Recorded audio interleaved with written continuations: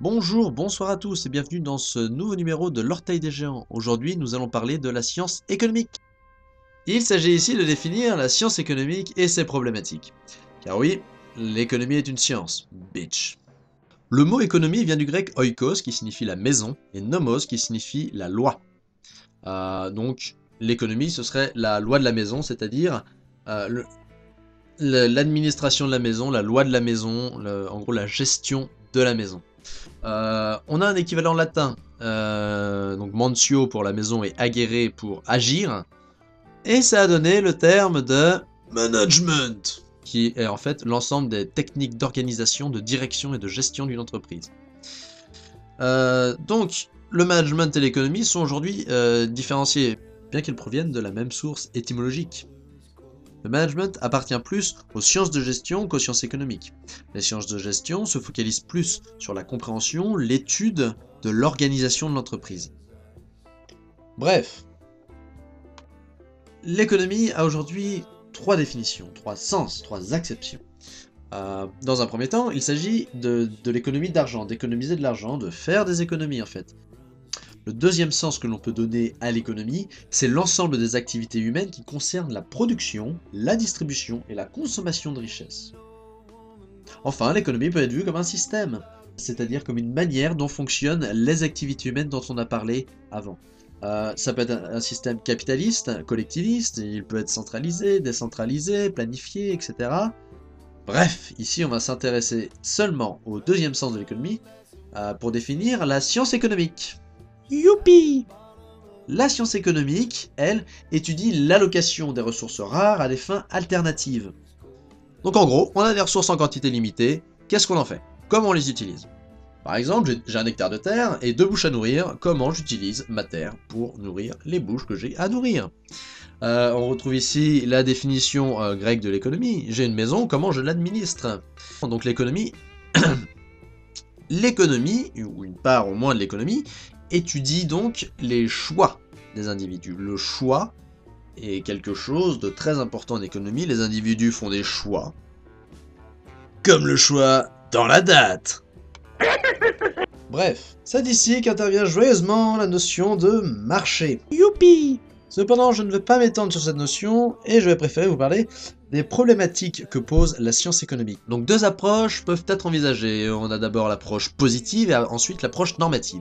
L'approche positive, c'est étudier le monde tel qu'il est, sans jugement de valeur. L'approche normative se focalise plutôt sur le monde tel qu'il devrait être. Ainsi, il repose sur tout un système de valeurs, un système éthique, moral, religieux ou philosophique, que les individus peuvent partager ou non.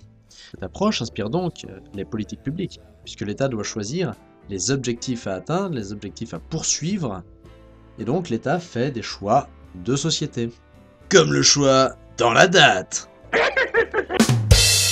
On peut notamment citer ici l'utilitarisme, qui a beaucoup influencé les économistes. On peut citer Bentham ou Stuart Mill, qui sont deux auteurs utilitaristes, donc de la moitié du 19e siècle, et qui ont beaucoup influencé les économistes. Bref, la réflexion économique peut s'effectuer au niveau macroéconomique, c'est-à-dire au niveau d'un pays, d'un groupe de pays, ou même au niveau du monde, ou au niveau microéconomique, c'est-à-dire à l'échelle d'une entreprise ou d'un marché. Donc on peut raisonner de deux manières, donc soit on regarde la réalité, ce qui se trouve autour de nous, etc., pour en induire des conclusions générales. C'est un principe d'induction. J'observe 1 million de fois que l'eau a bouilli à 100 degrés dans ma casserole, donc ça veut dire qu'en général, l'eau bout à 100 degrés.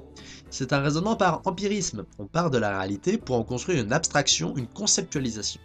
En économie, cette abstraction est appelée un modèle. On peut ensuite commencer par une information générale, une loi, une théorie, c'est-à-dire construire un modèle ad hoc, comme ça. C'est ce qu'on appelle la déduction. Et on cherche ensuite si ce modèle est vérifié dans la réalité. Le modèle étant une version simplifiée de la réalité, il y a forcément des approximations quand on passe de l'un à l'autre.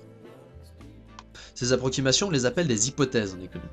Donc c'est évidemment critiquable, puisque certaines de ces hypothèses sont fortes, mais quelque part l'économiste est obligé de faire ces hypothèses pour construire une abstraction, pour construire un modèle rigoureux de la réalité.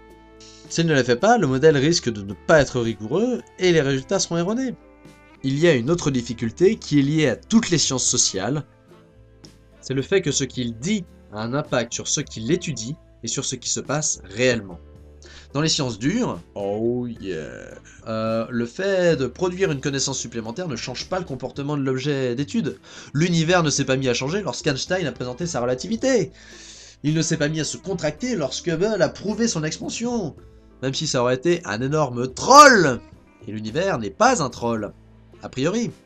J'espère. Cependant, en économie, il y a ce qu'on appelle des prophéties autoréalisatrices. Lorsqu'on fait des prévisions, le fait de les annoncer fait qu'elles se réalisent par elles-mêmes. En gros, par exemple, si on annonce qu'à la fin de l'année, il va y avoir une crise, il va y avoir du chômage, pire, il va y avoir une guerre, la population risque de consommer moins pour mettre plus de côté. Donc évidemment une baisse de la consommation et une augmentation de l'épargne. Cette baisse de la consommation va entraîner une baisse de revenus pour les entreprises, et donc une production plus faible. Et donc, youpi, la crise se réalise. Bref, l'économiste il dit « Oh, il va y avoir une crise, faut qu'on se prépare ». Bim, elle arrive parce qu'il l'a annoncé. En somme, la science économique est une façon de comprendre le monde, de comprendre les enjeux de certaines problématiques et les comportements de certains acteurs. Elle s'appuie sur l'outil mathématique et peut évidemment être mise en relation avec d'autres disciplines telles que la philosophie, l'histoire ou d'autres sciences sociales telles que la psychologie ou la sociologie. Et voilà, la première émission de l'Orteil des gens est à présent terminée. J'espère qu'elle vous a plu, n'hésitez pas à partager la vidéo ou à vous abonner en cliquant sur la tête de John Stuart Mill. Allez, à la prochaine. Come on, institution.